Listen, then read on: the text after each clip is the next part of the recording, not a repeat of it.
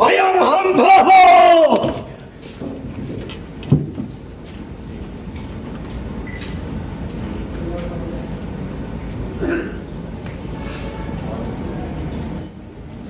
शकुंतला, पुत्री शकुंतला। माँ, आओ, प्रणाम। सखी, ससुराल जाने के लिए तैयार हो जाओ। ये आभूषण लीजिए।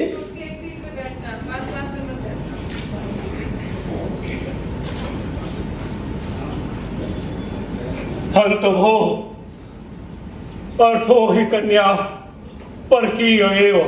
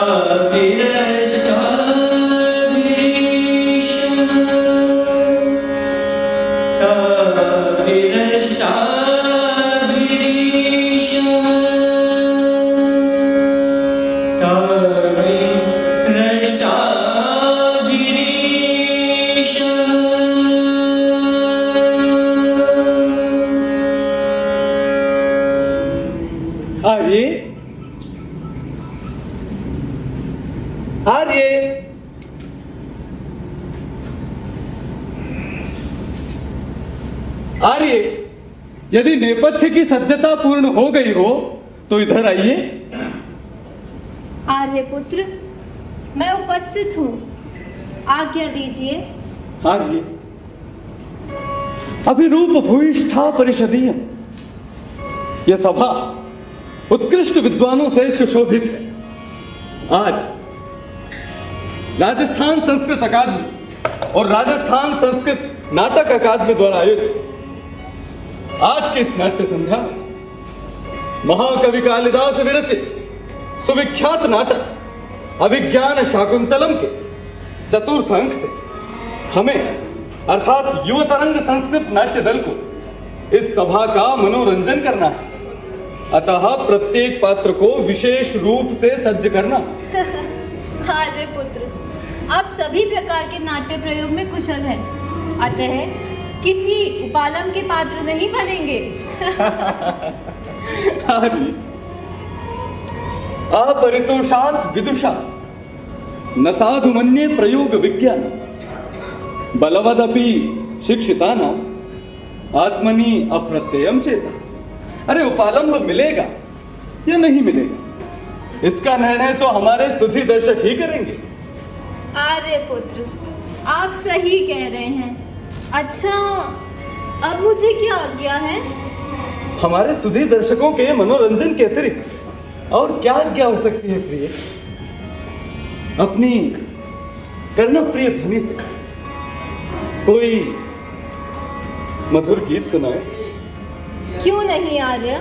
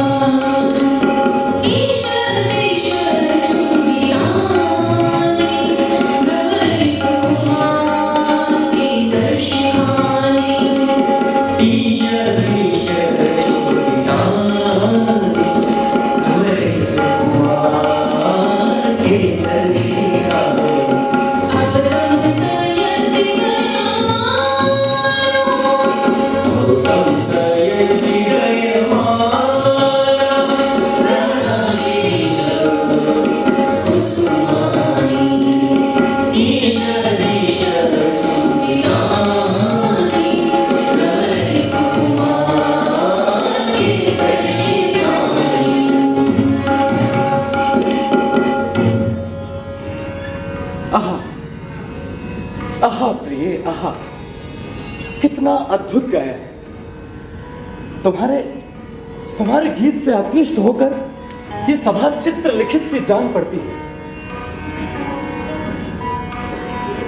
अच्छा, अब ये बताओ, किस नाटक के मंचन से इस सभा को प्रसन्न करें? अरे आर्यपुत्र, अभी आप ही ने तो कहा था कि हम महाकवि कालिदास द्वारा विरचित विख्यात नाटक अभिज्ञान शाकुंतलम के चतुर्थ अंक का मंचन करेंगे। आपने स्मरण करा, अच्छा ही किया। मैं तो आपके गीत की राग में इतना खो गया था कि सब कुछ भूल बैठा। ठीक वैसे ही जैसे महाराज दुष्यंत के प्रेम में मोहित होकर शकुंतला सब कुछ भूल बैठी थी।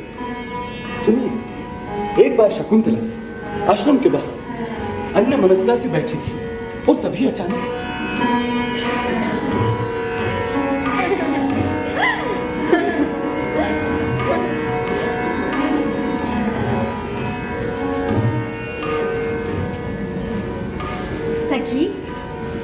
सखी प्रियंवदे,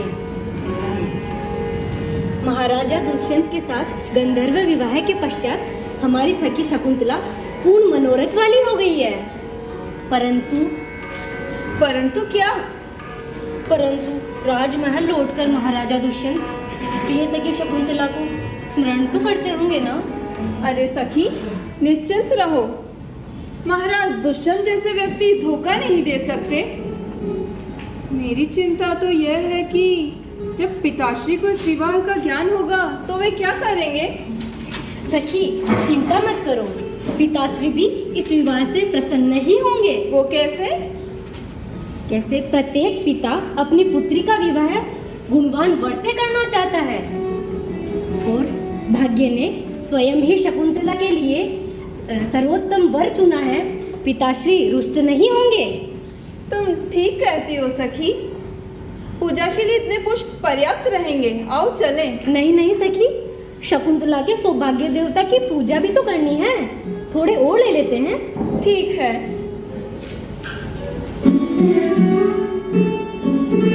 अयम हम भोः, अयम हम भोः, मैं आया हूं। अरे अतिथि का तिरस्कार, मेरा ऋषि दुर्वासा का तिरस्कार। अरे मूर्ख कन्ये, तूने जिस व्यक्ति के ध्यान में डूबकर मुझ जैसे श्रेष्ठ अतिथि का तिरस्कार किया है, वो व्यक्ति तुम्हें भूल जाए। वो बार बार याद दिलाने पर भी तुम्हारा स्मरण नहीं करेगा। जैसे कोई उन्मत्त अपनी ही पुरानी बातों को भूल जाता है।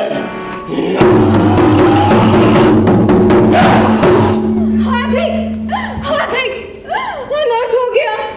शून्य हृदय वाली शकुंतला से किसी पूजनीय अतिथि के अपराधी अपराध हो गया।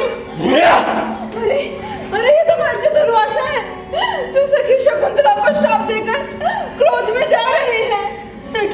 सखी तुम जाओ, उनके पैरों में पड़कर उन्हें मनाओ और उन्हें लेकर आओ। तब तक मैं उनके स्वागत की तैयारी करती हूँ। ठीक है।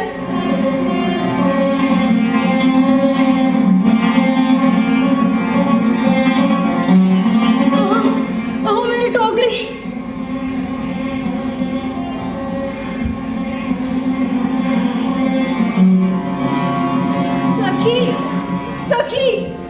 सखी, महर्षि दुर्वासा स्वभाव से अत्यंत ही क्रोधी है।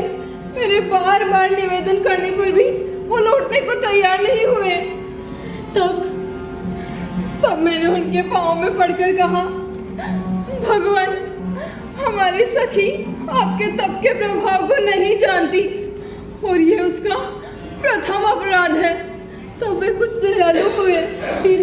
फिर क्या हुआ? तब उन्होंने कहा, मेरा वचन असत्य नहीं हो सकता, किंतु पहचान का कोई आभूषण दिखाने पर शाप समाप्त हो जाएगा। हे भगवान, बहुत कृपा हुई। महाराजा दुष्यंत ने शकुंतला को उपहार में अपने नाम की अंगूठी दी है, उससे सब समाप्त हो जाएगा। सखी, आओ पूजन का कार्य संपूर्ण करें। चलो। प्रियंवदे, यह बात अपने दोनों के मध्य ही रहनी चाहिए। स्वभाव से ही प्रिय सखी को हमें रक्षा करनी चाहिए। सखी, को नाम उष्णोदकेन नव मालिकां सिंचती। कौन होगा जो नव मालिका को उष्ण जल से सींचेगा? आओ चलें।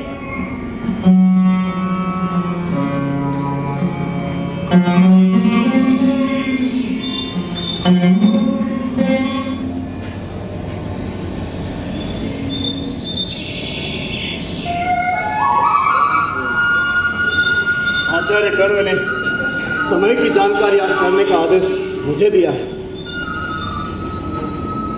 अरे, लगता है प्रातः हो गई है, क्योंकि एक और वनस्पतियों के स्वामी हस्ताचल की ओर जा रहे हैं, तो दूसरी ओर अरुण को सारथी बनाकर भगवान सूर्य उदित हो रहे हैं।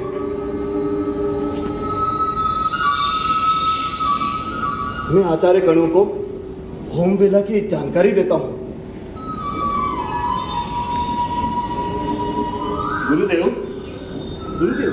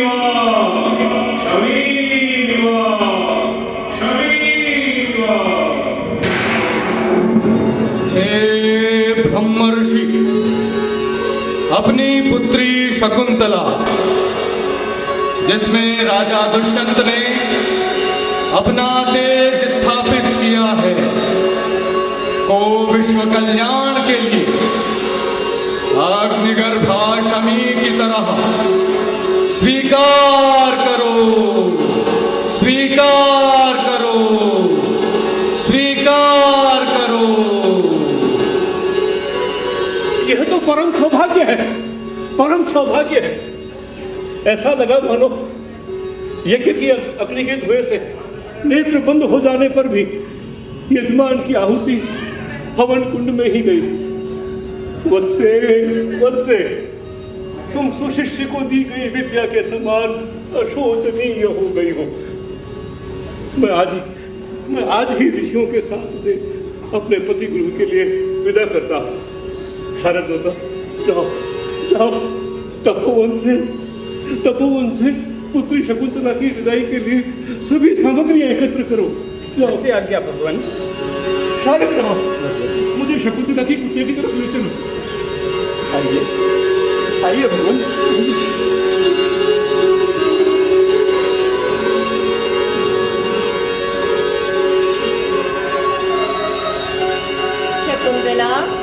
देवी शकुंतला। माँ, माँ, प्रणाम।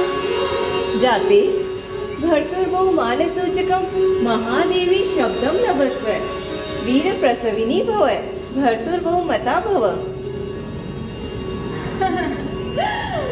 सखी, ससुराल जाने के लिए तैयार हो जाओ। मेरी सखियों, स्वागत है, स्वागत है। आओ, आओ, यहाँ मेरे पास बैठो। अब तो हमारी सखी राज सिंहासन पर बैठेगी। सखी, आज तो मन भर कर आपका श्रृंगार करेंगे।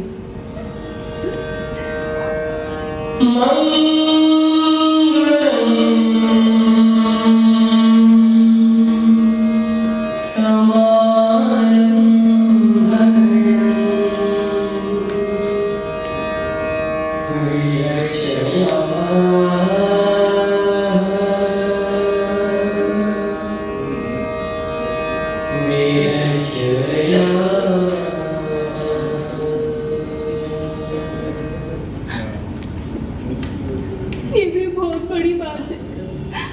आज के बाद सखियों से मेरा श्रृंगार दुर्लभ हो जाएगा। सखी, इस मंगल अवसर पर रोना उचित नहीं। इस स्वर्णाभूषणों के योग्य रूप को हम पुष्पाभूषणों से बिगाड़ रही हैं।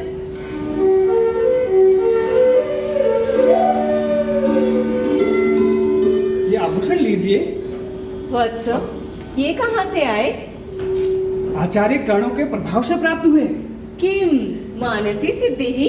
नहीं, जब आचार्य कर्णों के आदेश से मैं वनस्पतियों से पुष्प इत्यादि लेने गया तो किसी वृक्ष ने स्वतः ही रेशमी वस्त्र प्रदान किए, किसी ने हाथों एवं पैरों के लिए आलता का रस प्रदान किया, तो किसी वृक्ष से वन देवताओं ने ये दिव्य आभूषण प्रदान किए। सखी, वन देवताओं की कृपा से सूचित होता है कि हस्तिनापुर में राजलक्ष्मी भी तुम पर प्रसन्न रहेगी। बता, मैं वन देवताओं की इस कृपा का समाचार आचार्य कर्णों को देता हूँ। ठीक है। सखी, हमने पहले कभी ऐसे आभूषण नहीं देखे, केवल चित्रों में ही देखे हैं। अरे मुझे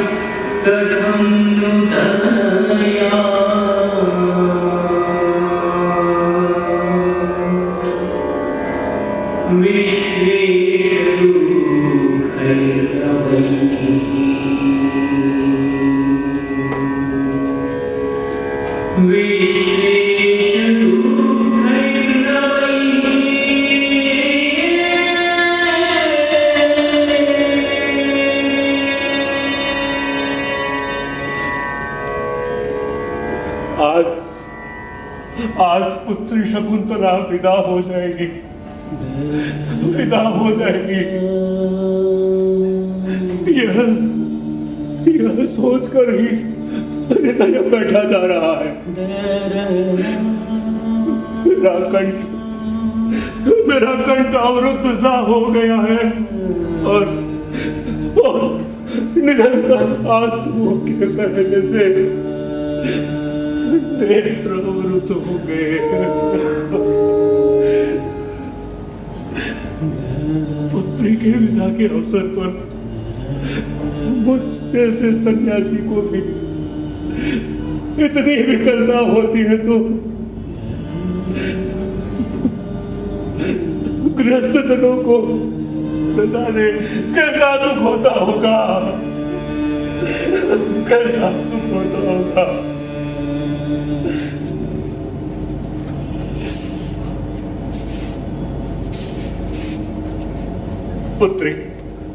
पुत्री शकुंतला,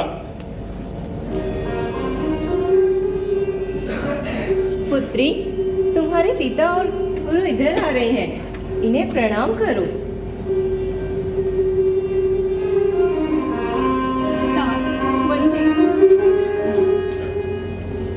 पुत्री, ययाति की पत्नी शर्मिष्ठा की तरह अपने स्वामी की प्रिया बनो और जैसे महारानी शर्मिष्ठा सम्राट पुरु की मां बनी, तुम भी सम्राट की मां बनो।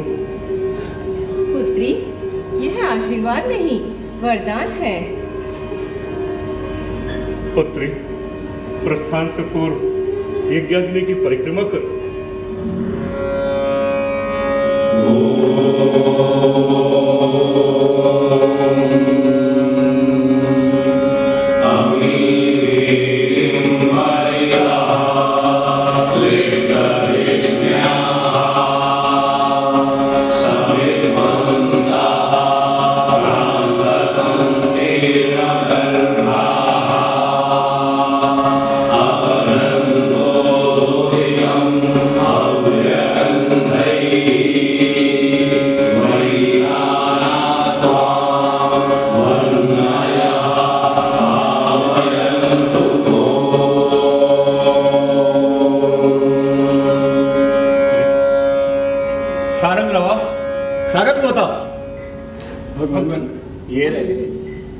अपनी बहन का मार्ग प्रशस्त कीजिए। आइए आइए। तपोवन की वनस्पति हो,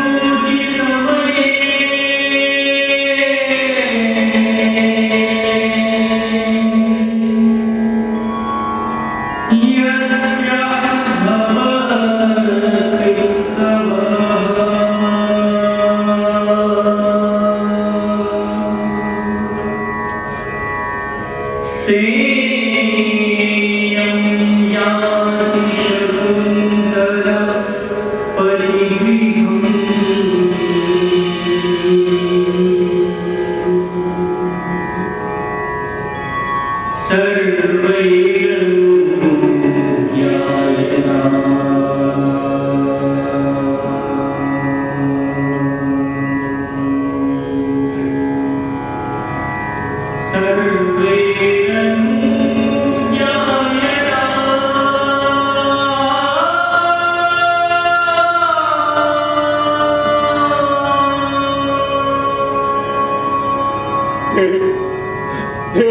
तपोवन की वनस्पतियों, जो शकुंतला कभी आपको जल पिलाए बिना कभी पहले स्वयं जल ग्रहण नहीं करती थी, जो आभूषण प्रिय होने पर भी आपके नव पल्लवों को नहीं तोड़ती थी, आपके प्रथम पुष्प निकलने के अवसर पर जो उत्सव मनाया करती थी, वो शकुंतला आज अपने पति गृह के लिए रवाना हो रही है। आप सब अनुमति प्रदान करें, अनुमति प्रदान करें।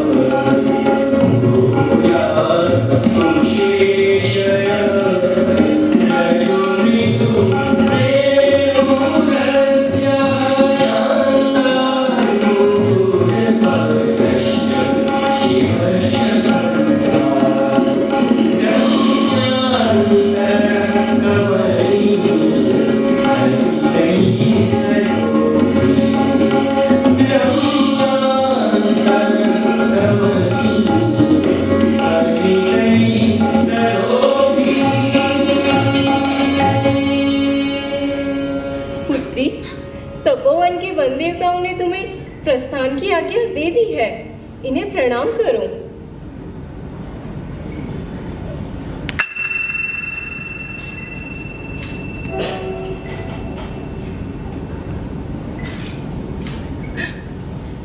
सखी प्रियंवदा, सखी प्रियंवदा, आर्य पुत्र के दर्शनों के लिए मैं बहुत उत्कंठित हूँ, परंतु आश्रम परित्याग के दुख से मेरे पांव आगे ही नहीं बढ़ रहे हैं। इस तपोवन के वियोग में केवल तुम ही दुखी नहीं हो सकी, समूचा तपोवन तुम्हारे वियोग में दुखी है, देखो तो सही।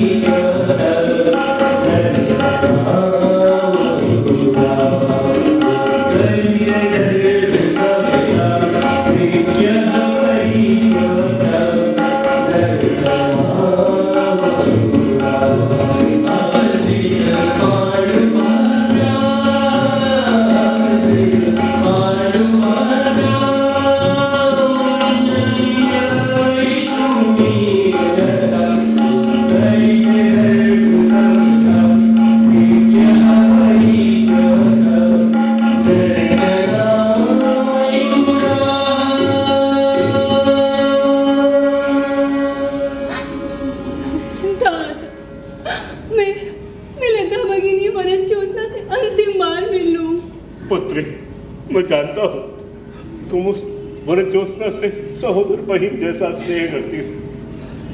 वनज्योत्सना इस तरफ है, आओ।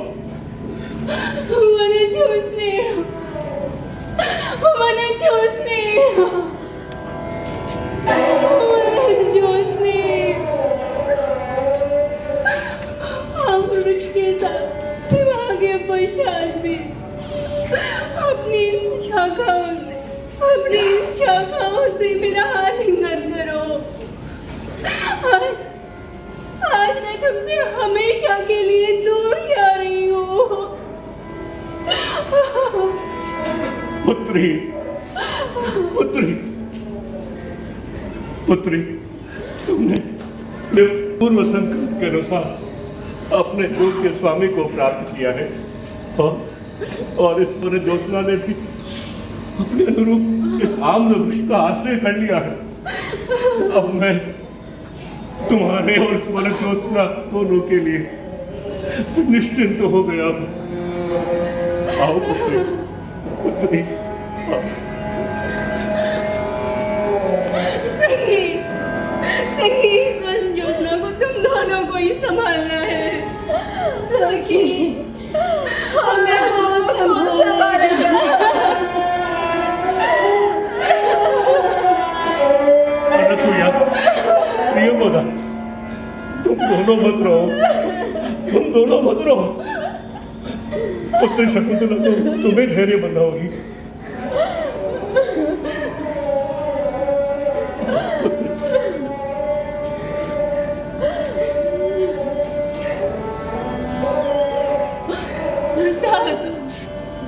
ये आश्रम की कुटिया के पास रहने वाली गर्भिणी हरिणी के प्रसव हो जाए तो ये समाचार किसी शुभचिंतक के साथ मेरे पास अवश्य भेजिएगा। अवश्य पुत्री, अवश्य अवश्य, मैं नहीं भूलूंगा, मैं नहीं भूलूंगा।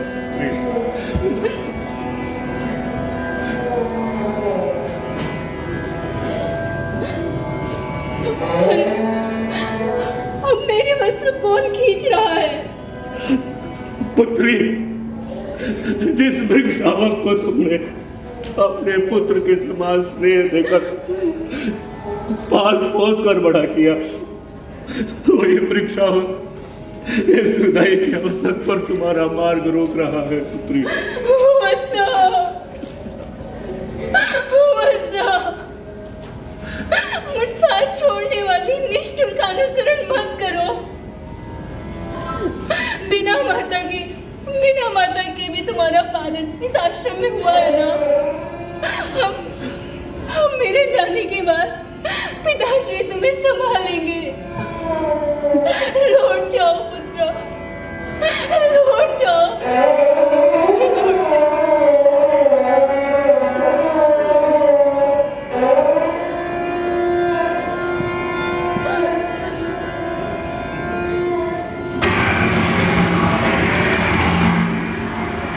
होदकांतम स्निग्धो जनो अनुगंतव्य श्रूयते। भगवान, किसी स्नेही जन को जल स्रोत तक विदा करना चाहिए। यह आश्रम सरोवर आ गया है, आप आवश्यक संदेश प्रदान कर आश्रम लौट जावे। ठीक है, हम इस वटवृक्ष की छाया में कुछ देर ठहरते हैं। आइए।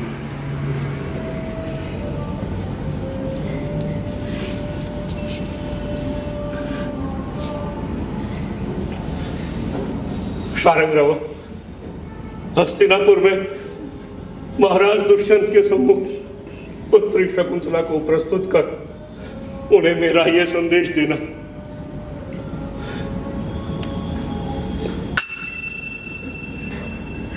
उन्हें मेरा यह संदेश देना कि अपने उच्च वंश की मर्यादा का ध्यान रखते हुए तथा यह स्मरण रखते हुए कि हम तपस्वियों के पास उन्हें प्रदान करने के लिए सिर्फ और सिर्फ संयम का धन है, तथा यह हृदय में लाते हुए कि पुत्री शकुंतला और उनके मध्य प्रेम हुआ है, वे शकुंतला को अपनी पत्नियों के बीच सम्मानजनक स्थान प्रदान करें। इस विवाह के विषय में वधू का परिवार इतना ही कह सकता है, शेष भाग्य के अधीन। भगवान, मैं आपका संदेश समझ गया। पुत्री शकुंतला, अब तुम्हें उपदेश देने का अवसर है। अब वनवासी होकर भी लोक जीवन को कुछ समझते हैं। न खलु धीमतां कश्चिदा विषयो नाम। भगवान, बुद्धिशाली व्यक्तियों के लिए कुछ भी अज्ञात नहीं रहता। पुत्री शकुंतला, तुम हस्तिनापुर अपने ससुराल जाकर अपने कुल के वृद्धजनों और गुरुजनों की सेवा करना। कभी कभी अपने स्वामी के क्रोधित हो जाने पर भी उनके विपरीत व्यवहार न करना। अपने सेवकों और परिजनों पर उदार बनी रहना और कभी भी अपने रूप, पद और भाग्य पर अहंकार न करना। जो युवतियां इस प्रकार का आचरण करती हैं वे ही उत्तम गृहिणी पद को प्राप्त करती हैं, और जो इसके विपरीत आचरण करती है वे पितृकुल और पतिकुल दोनों को कष्ट में डालती है। पुत्री गौतमी, आप कुछ कहें? नववधुओं के लिए ये श्रेष्ठ उपदेश है। पुत्री, इसे कभी मत भूलना। पुत्री, अब मुझे और अपनी सखियों को विदा कहो। क्या अनसुया और प्रियमदा भी हस्तिनापुर नहीं जाएंगी? नहीं पुत्री नहीं, ये भी मेरे पास किसी अन्य की धरोहर है। उनका वहां जाना उचित नहीं। तुम्हारे साथ गौतमी जाएंगी। पुत्री,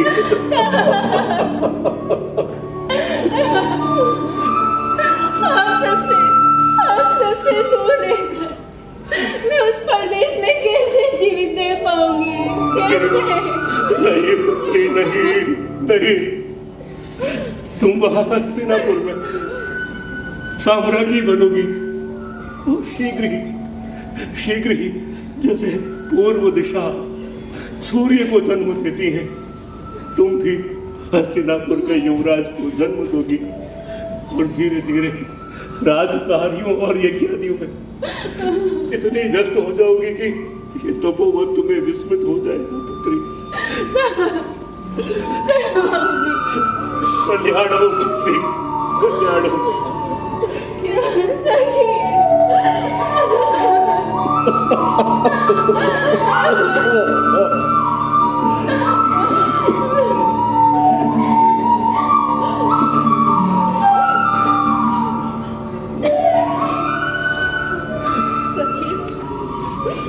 यदि हस्तिनापुर में तुम्हें कोई पहचानने से मना कर दे तो उन्हें महाराज दुष्यंत के नाम वाली अंगूठी दिखा देना। सखी, इस संदेह से मैं डर गई हूँ। सखी डरो नहीं। अति स्नेह पाप शंकी, अधिक स्नेह भी संदेह उत्पन्न करता है। मध्याह्न हो गया है, आप सभी शीघ्रता करें। आइए।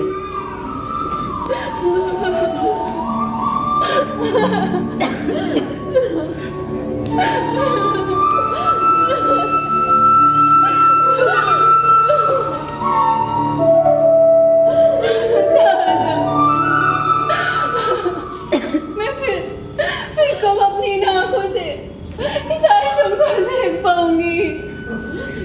पुत्री, जब तुम चिरकाल तक महाराज दुष्यंत के साथ समस्त राज्य सुखों का उपभोग करोगी और जब चौथे आश्रम के समय महाराज दुष्यंत अपने संपूर्ण राज्य और कुटुंब का भार अपने उत्तराधिकारी को सौंप देंगे, तब उनके साथ संन्यास आश्रम के समय तुम इस आश्रम में पुनः लौटोगी। पुत्री, प्रस्थान का समय बीत रहा है। ये तो ऐसे ही वार्तालाप करती रहेगी। आप ही लौट जाइए। पुत्री, तपोनुष्ठान का समय बीत रहा है।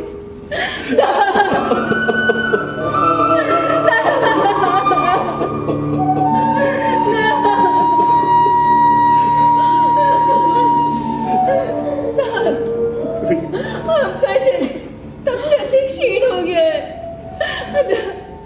आप मेरी चिंता बिल्कुल ना करें। मेरे शोक का शमन अत्यंत कठिन है, अत्यंत कठिन। प्रस्थान करो पुत्री, वाद में करना न रह सकते।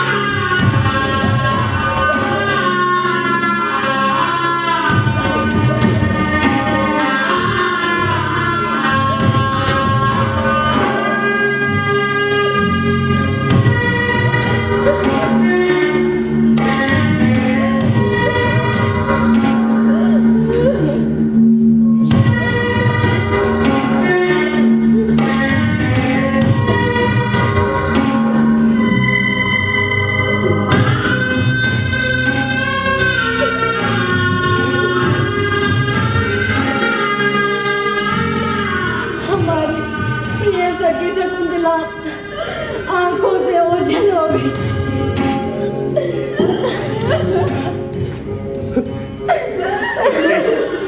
अनसुईया, ये खुदा तुम्हारी सहचारी नहीं चली गई है। अब तुम अपने शोक को शांत करो और तपोवन में चलो।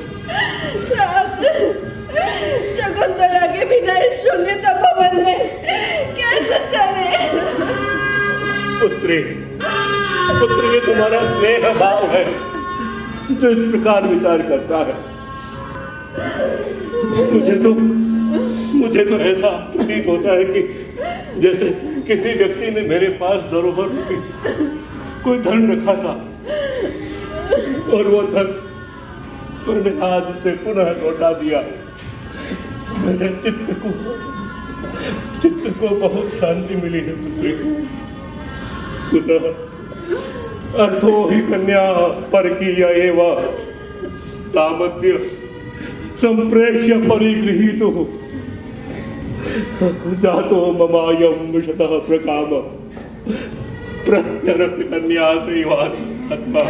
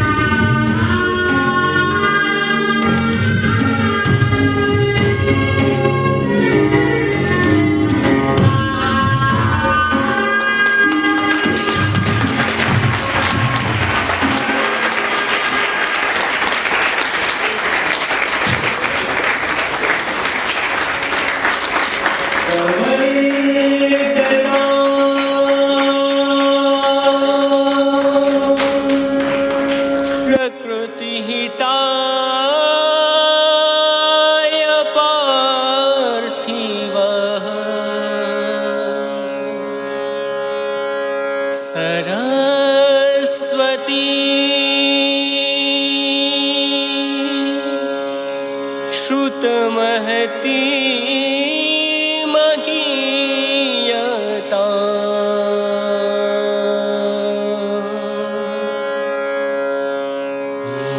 ममापि चक्षपयतु नीललोहितः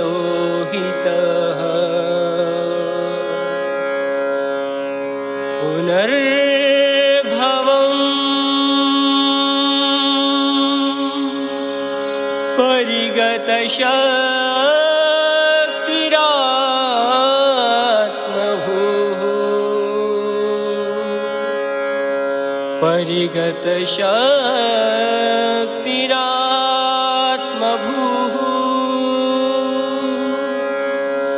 परिगतशक्तिरात्मभूः